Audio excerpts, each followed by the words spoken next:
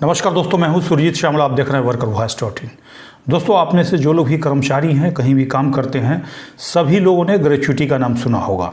ऐसे तो हम जानते हैं कि 5 साल की सर्विस पूरा करने के बाद हम ग्रेच्युटी के हकदार हो जाते हैं, लेकिन हमारे पास सवाल आ रहा था कि आप 5 साल से कम वाले को भी ग्रेच्युटी मिल सकती है। तो आज हम इसी के बारे में बताने जा रहे हैं कि बिल्कुल 5 साल से कम वाले को भी ग्रेच्युटी मिल सकती है।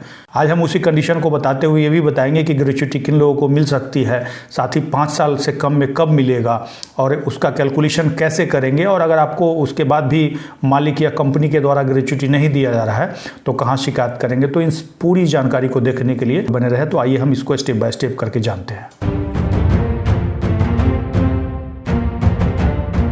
दोस्तों, ग्रेच्युटी एक्ट 1972 के हिसाब से अगर किसी ऐसी कंपनी संस्थान के अंदर 10 या 10 से अधिक कर्मचारी काम करते हैं तो ऐसे में वहां पे काम करने वाले कर्मचारी 5 साल की सेवा पूरी करने के बाद ग्रेच्युटी पाने के हकदार हो जाते हैं।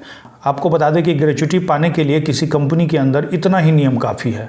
5 साल की सेवा पूरी होनी चाहिए, 10 या 10 से अधिक कर्मचारी होने चाहिए। मान लिया जाए किसी कंपनी में 9 कर्मचारी है और किसी साल 10 कर्मचारी पूरे हो जाते हैं, तब भी आप ग्रेच्युटी पाने के हकदार होते हैं। और आज जो हम आपको बताने जा रहे हैं उसमें ये बताएंगे कि 5 साल से कम में किस कंडीशन में आपको ग्रेच्युटी मिल सकता है। आपको बता दें कि कोई कर्मचारी किसी कंपनी के अंदर लगातार 4 साल प्लस 240 दिन भी काम कर लेता है, यानी कि 4 साल 8 महीने काम कर लेता है, ऐसे में उसकी कंपनी उस कर्मचारी को ग्रेच्युटी का लाभ देने से इनकार नहीं कर सकती है। आपको बता दें कंपनी के द्वारा 4 साल 240 दिन यानी कि 4 साल 8 महीने की गणना 5 साल के बराबर माना जाएगा और उसी के हिसाब से उसका कैलकुलेशन होगा।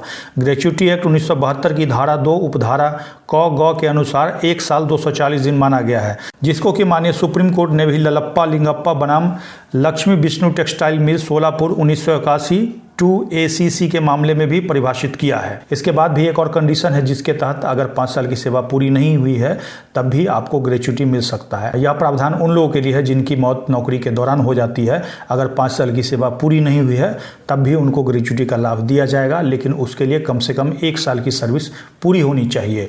उनके मृत्यु के उपरांत उनके नॉमिनी को ग्रेच्युटी दिया जाएगा, और अगर उन्होंने अपने नॉमिनी को डिक्लेयर नहीं कर रखा है तो ऐसे में उनके जो वारिस होंगे, लीगल वारिस, उनको ग्रेच्युटी का लाभ दिया जाएगा। अब इसके बाद आते हैं कि आखिर ग्रेच्युटी को कैलकुलेट कैसे करेंगे। तो काफ़ी सिंपल है। आपको बता दूं कि आपका जो अंतिम सैलरी है उसका बेसिक और डीए को ऐड कर लीजिए।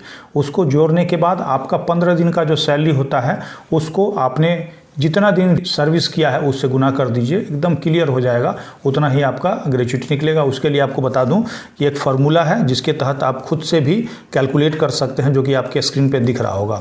आपको बता दें कि यहाँ पे एक रमेश नामक कर्मचारी है जिसका बेसिक 20,000 है और महंगाई भत्ता 5,000 है। मान लीजिए आपको सैलरी स्लिप नहीं दिया जाता है तो जो भी लास्ट सैलरी दिया गया है उसको आप लिख सकते हैं, और ऐसे में आप यहाँ पे बेसिक प्लस डीए यानी कि इस दोनों को जोड़ करके यहाँ पे लिखेंगे, इसको 15 दिन से गुना करेंगे और कुल सेवा वर्ष जो है उसको बटा 26 लिख देंगे।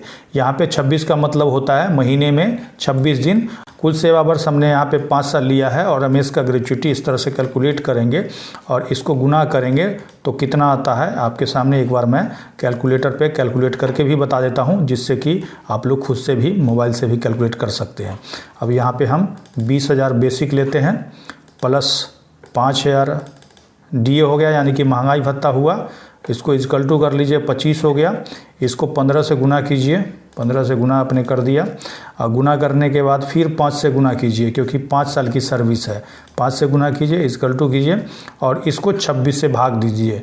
तो यहाँ पे आप 26 से भाग देंगे तो ये आपका 72,115 रुपया 38 पैसा। तो 38 पैसा है, चूँकि 50 पैसा से कम है, नहीं तो यहाँ पे 16 हो जाता। तो राउंड फिगर में आपका 72,115 रुपया इस तरह से ग्रेच्युटी कैलकुलेट कर सकते हैं। ऐसे में बहुत सारे लोगों का सवाल होता है कि हमें ग्रेच्युटी तो मिलता नहीं है, हमने 10 साल सर्विस कर ली, 5 साल सर्विस कर ली, आखिर कैसे मिलेगा? आप गलत जानकारी दे रहे हैं। तो ऐसे लोगों के लिए मैं यही बताना चाहूँगा कि जैसे हमने आपको बताया कि 5 साल की सर्विस पूरी होनी चाहिए, लेकिन ये मिलता कब है? नौकरी छोड़ते समय।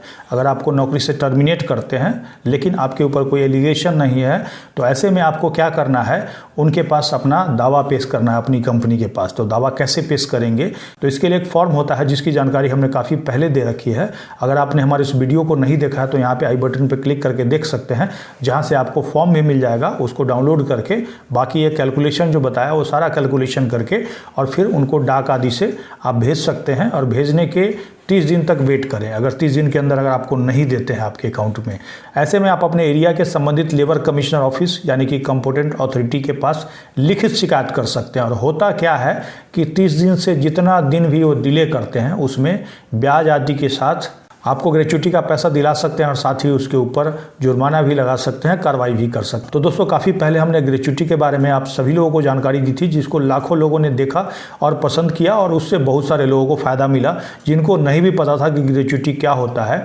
और उम्मीद करूँगा इसको भी सपोर्ट करेंगे और अधिक से अधिक लोगों तक पहुँचाएँगे, जिससे कि जो लोग भी नहीं पता हो जिनको ग्रेच्युटी के बारे में वो भी जान सके। और भी आपका सवाल हो तो कमेंट्स में लिखेंगे, इस वीडियो को अधिक से अधिक शेयर करेंगे ताकि अधिक से अधिक साथियों तक जा सके। इसके साथ ही विदा लेता हूँ, जल्द ही एक नई जानकारी के साथ मिलते हैं। धन्यवाद।